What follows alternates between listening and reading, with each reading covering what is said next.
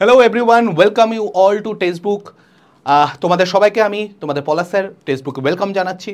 IBPS এর notification বেরিয়ে গেছে, সেই নোটিফিকেশন নিয়ে একটা শর্টে তোমাদের বলে দেবো যে এক্স্যাক্টলি কী কী দরকার, তোমাদের কোয়ালিফিকেশান কী দরকার, তোমাদের এজ ক্রাইটেরিয়া কী দরকার, তোমাদের ফর্ম ফিল আপের ডেট কবে পর্যন্ত, কত টাকা লাগছে, এই সব বেসিক জিনিসগুলো আলোচনা করব। আর অবশ্যই যে পরীক্ষার যে নোটিফিকেশন বা প্যাটার্ন যেটা ছিল সেই প্যাটার্নে একটা পরিবর্তন এসছে এবং একটু না প্রিলিমস এবং মেইনস দুটোতেই পরিবর্তন এসছে, সেই ব্যাপারটা তোমাদের সঙ্গে শেয়ার করব এবং সবশেষে তোমাদের জন্য একটা সারপ্রাইজ থাকছে।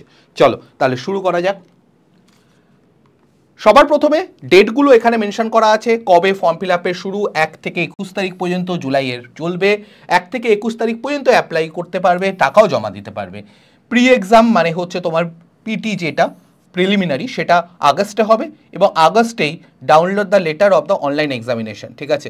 তো আগস্টেই, এবং তারপরে হচ্ছে অনলাইন এক্সামিনেশন, এটা conduct of the pre exam training, এটা প্রি এক্সাম ট্রেনিং যেটা প্রোভাইড করা হয় রিজার্ভ ক্যাটাগরিদের জন্য, সেটা হবে এবং ওই মাসেই আগস্টেই তোমার ফর্মটা নোটিফিকেশনটা বেরোবে, অ্যাডমিট কার্ড রিলিজ করবে, কল লেটার রিলিজ করবে এবং তারপরে আগস্টেই কিন্তু পরীক্ষা হবে prelims.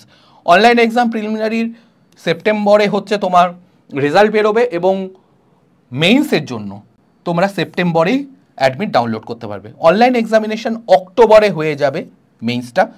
Declaration of the result of mains নভেম্বরের মধ্যে রিলিজ হয়ে যাবে এবং পার্সোনালিটি টেস্ট হচ্ছে নভেম্বর বা ডিসেম্বরে হবে এবং কন্ডাক্ট অফ ইন্টারভিউ হচ্ছে তোমার ওই ডিসেম্বর নাগাদ হবে এবং প্রভিশনারি অ্যালটমেন্ট হচ্ছে জানুয়ারি ফেব্রুয়ারি। দেখে খুব অবাক লাগছে না, এত তাড়াতাড়ি 5-6 মাসের মধ্যে কী করে কমপ্লিট হয়ে গেল? এটাই ম্যাজিক, এটাই জাদু আমাদের আইবিপিএসে। খুব সুন্দরভাবে সিস্টেমেটিক ওয়েতে একদম ক্যালেন্ডার ফলো করে পরীক্ষা হবে, চিন্তা করার কিছু নেই, এইভাবেই পরীক্ষা হবে যেভাবে বলেছে। হয়তো 4-5 দিন, 1 সপ্তাহ 2 সপ্তাহ এদিক ওদিক হতে পারে, আদারওয়াইজ কিন্তু খুব একটা এদিক ওদিক হবে না, এটা মাথায় রাখো। ওকে, এখানে আমাদের 11টা ব্যাংকের পরীক্ষা হয়। তোমরা হয়তো জানো আমাদের যে 11টা পাবলিক সেক্টর ব্যাংক আছে সেই পাবলিক সেক্টর ব্যাংকের পরীক্ষা হয় এসবিআই বাদে। এসবিআই হচ্ছে একটা ন্যাশনালাইজ ব্যাংক, কিন্তু আমাদের 12টা টোটাল ন্যাশনালাইজ ব্যাংক, তার মধ্যে এসবিআই বাদে বাকি 11টাই আইবিপিএস এর মাধ্যমে কন্ট্যাক্ট হয় এবং এসবিআইটাও আমাকে, তোমাদের যদি দরকার আমাকে বলো, আমি ডিটেলসে ভিডিও করব। কিন্তু এসবিআইয়ের কিন্তু নোটিফিকেশন বেরিয়ে গেছে প্রিলিম ইয়ের জন্য, আমাদের পিওর জন্য।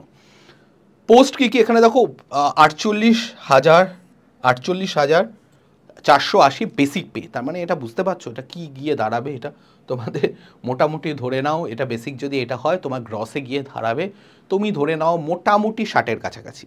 হ্যাঁ, তো 60 যদি আমি নর্মাল সিটিতে বলবি, XY সিটিতে আরও চেঞ্জ হবে, মানে বোম্বে দিল্লি হলে আর একটু চেঞ্জ হবে।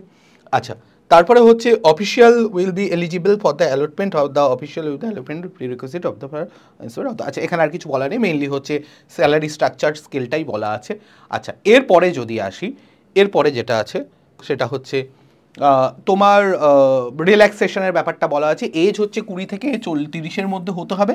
রিল্যাক্সেশন তোমরা পাবে, রিল্যাক্সেশন কারা পাবে? SC ST যারা আছে এরা হচ্ছে তোমাদের রিল্যাক্সেশন পাবে। SC ST তুমি যদি বলো SCর জন্য 5 বছরের, STদের জন্য OBC SC STদের জন্য 5 বছর, OBCর জন্য 3 বছরের, এবং যারা পার্সোনালি যারা হচ্ছে PWD ফিজিক্যালি হ্যান্ডিক্যাপড আছেন তো তারা হচ্ছে 10 বছরের একটা রিল্যাক্সেশন পাবেন। আচ্ছা, আরেকটা ব্যাপার এখানে বলে দেওয়া দরকার কিন্তু, যে আরও কিছু রিল্যাক্সেশন আছে সেটা অফিসিয়াল ওয়েবসাইটে তোমরা দেখে নেবে, এখানে মেইনগুলো আমি বলে দিলাম। আর এজ অ্যাজ অন, এটা কিন্তু 1-7-এর মধ্যে এজের কথা বলা হয়েছে। আচ্ছা, এডুকেশনাল কোয়ালিফিকেশন তোমার গ্র্যাজুয়েশন থাকলেই হবে, কোনো রেকগনাইজ ইউনিভার্সিটি ইউজিসি অ্যাপ্রুভড কোনো ইউনিভার্সিটি থেকে তোমার গ্র্যাজুয়েট করা থাকতে হবে। সেটা অনার্স নিয়েও হতে পারে, পাস নিয়েও হতে পারে, কোনো অসুবিধা কিছু নেই, ঠিক আছে? অ্যাপ্লিকেশন ফিস যদি বলো 175 হচ্ছে SC ST এবং PWDদের জন্য, 850 হচ্ছে জেনারেল OBC EWS এদের জন্য। ওকে,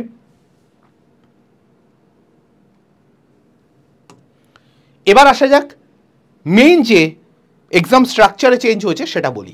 এখন কি আছে? এখন হচ্ছে এইটা আছে, বর্তমানে এটা আছে, এটা হচ্ছে কারেন্ট। আগে কি ছিল? ওল্ড স্ট্রাকচার, এটা ছিল। চেঞ্জ কোথায় কোথায় হয়েছে দেখো। এখন হচ্ছে 30 নম্বরের ইংলিশের প্রশ্নের জন্য 30 মার্কস থাকছে। ওকে, আর সেকশনাল টাইমিং থাকে, তোমরা জানো সেকশনাল কাট অফও থাকে ব্যাংকে, তোমরা জানো 20 মিনিট অ্যালট করা থাকছে। 35 নম্বরের জন্য ম্যাথের জন্য 35 নাম্বারের ম্যাথের জন্য 30 মার্কস দিচ্ছে এবং তার জন্য 20 মিনিট অ্যালট করছে, এবং 20 মিনিটই থাকছে রিজনিংয়ের জন্য, কিন্তু 35 নাম্বারের জন্য 35টা কোশ্চেনের জন্য 40 নাম্বার থাকছে। আগে দেখো ব্যাপারটা কি ছিল, আগে 35টার জন্য 35 নাম্বার, 35টার জন্য 35 নাম্বার, 30টার জন্য 30 নাম্বার, 100টার জন্য 100 নাম্বার। কি হয়েছে আগের আর এখানে যে চেঞ্জ হয়েছে, আগে কিন্তু তুমি দেখো এইটা আর এইটা চেঞ্জ হয়েছে। আগে কিন্তু দুটোতেই সমান টাইম ছিল, 35 মিনিট, 35 মার্কস 35 মার্কস। এখানে কিন্তু 30 আর 40 করে দিয়েছে, ম্যাথের ওয়েটেজ কমিয়ে দিয়েছে এবং রিজনিংয়ের ওয়েটেজ বাড়িয়ে দিয়েছে। এইটা একটা বড় চেঞ্জ হয়েছে, এটা প্রিলিমসের কথা বলছি। আবারও বলছি 35, 30, 35, 35 নাম্বার অফ কোশ্চেনে চেঞ্জ হয়নি, কিন্তু এখানে এখন যেটা হয়েছে, আগে যেটা ছিল সেটা হচ্ছে এখানে 35 নাম্বার, এখানেও 35 নাম্বার ছিল 35টা প্রশ্নের জন্য, কিন্তু এখানে এখন 35টা প্রশ্নের জন্য 30 নাম্বার ম্যাথে দিচ্ছে, আর 35টা রিজনিংয়ের প্রশ্নের জন্য 40 নাম্বার দিচ্ছে। রিজনিংয়ের ওয়েটেজ বেড়েছে, ম্যাথের ওয়েটেজ কমে গেছে, এটা মাথায় রাখতে হবে।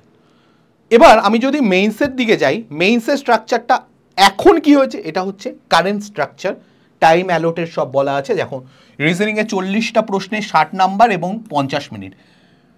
জেনারেল যেটা হচ্ছে জেনারেল ইকোনমি, ব্যাংকিং বা অ্যাওয়ারনেস, ফাইন্যান্স ইত্যাদি ইত্যাদি মিলিয়ে আরবিআই ফাইব্রিআই মিলে 35টা প্রশ্নের জন্য 50 নাম্বার এবং 25 মিনিট। এইগুলো আমি দেখবো চেঞ্জ কী হয়েছে। ইংলিশ 35টা প্রশ্নের জন্য 40 নাম্বার এবং 40 মিনিট, এটা কোনো পরিবর্তন হয়নি, যদিও আমি বলে দিচ্ছি।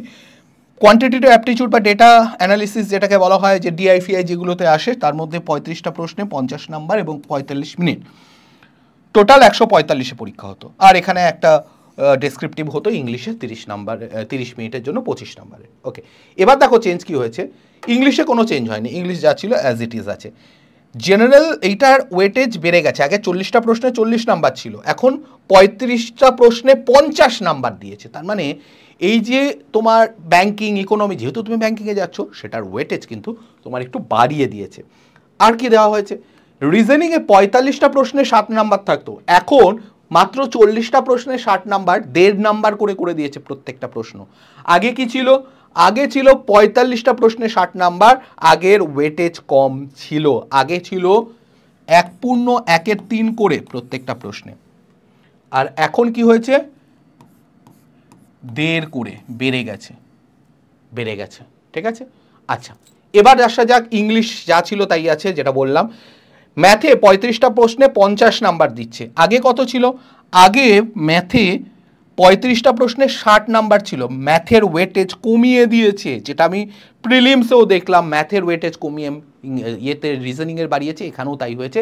এবং উপরন্তু এখানে যেহেতু এটা প্রিলিমসে তোমার এই জেনারেল অ্যাওয়ারনেস, বা জেনারেল অ্যাওয়ারনেসটা বলবো না, ব্যাংকিং বা ইকোনমির যে পার্টটা থাকে আরবিআই, সেটা থাকে না, এখানে দেখতে পাচ্ছি সেটারও ওয়েটেজ বাড়িয়ে দিয়েছে।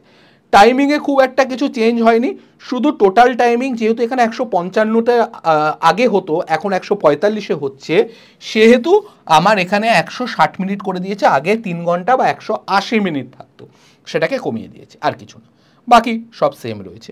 তো মানে বেসিক্যালি স্ট্রাকচারে কি চেঞ্জ হয়েছে, ম্যাথের ওয়েটেজ কমেছে, রিজনিংয়ের ওয়েটেজ বেড়েছে, তার মানে রিজনিংয়ের কোশ্চেনের স্ট্যান্ডার্ড হাই হবে বোঝা যাচ্ছে, ম্যাথেরটা হয়তো একই থাকবে বা একটু ইজি মডারেট করতে পারে। আরেকটা জিনিস মাথায় রাখতে হবে, ইংলিশ একই রয়েছে, ইংলিশের স্ট্যান্ডার্ডে কোনো পরিবর্তন হবে না তার মানে ধরা যাচ্ছে, এবং জেনারেল অ্যাওয়ারনেসের উপর জোর দাও, কারণ সেটার ওয়েটেজ বাড়িয়েছে, হতে পারে আরও ডিফিকাল্টি লেভেলও বাড়াবে। ঠিক আছে, আমি পার্সোনালি মনে করি যে কোনো পরীক্ষা ডিফিকাল্টি লেভেল যত বাড়বে তত ভালো, তার কারণ কম্পিটিশন তত সুন্দর হবে, তুমি কম্পিট করার জায়গায় থাকবে। ওকে, তো এই হচ্ছে আমাদের পুরো ব্যাপারটা। এবং সবশেষে তোমাদের বলবো, তোমাদের প্রত্যেক অ্যাসপিরেন্টের জন্য একটা ভালো খবর আসতে চলেছে এই 7 তারিখ জুলাই সোমবার দিন সন্ধ্যে 7টার সময়। সেখানে তোমরা জানতে পারবে যে তোমাদের জন্য পুরো ইন্ডিয়াতে যেটা কেউ আর ভাবতে পারেনি, সেটাই প্রথমবারের জন্য টেক্সট বুক ভেবেছে, এবং তোমাদের প্রিপারেশন যাতে কারোর প্রিপারেশন এক বিন্দু আটকে না থাকে সেই ব্যাপারে আমরা মনোযোগী করব। তোমরা যাতে যারা প্রিপারেশন নিচ্ছ তাদের কোনো পরীক্ষা যাতে মিস না যায়, সেটাই আমাদের মেইন লক্ষ্য হবে। বাকি ডিটেলস কিন্তু আমরা সন্ধ্যাবেলা 7টার সময় 7 তারিখে জানতে পেরে যাবে। তাহলে অবশ্যই আমাদের সঙ্গে 7টার সময় জুড়ে যাও। কোনো প্রশ্ন থাকলে অবশ্যই আমার সঙ্গে যোগাযোগ করতে পারো 8910565865 নাম্বারে। চলো দেখা হবে, ভালো থেকো, সুস্থ থেকো, পড়াশোনা ভালো করে করো, টাটা।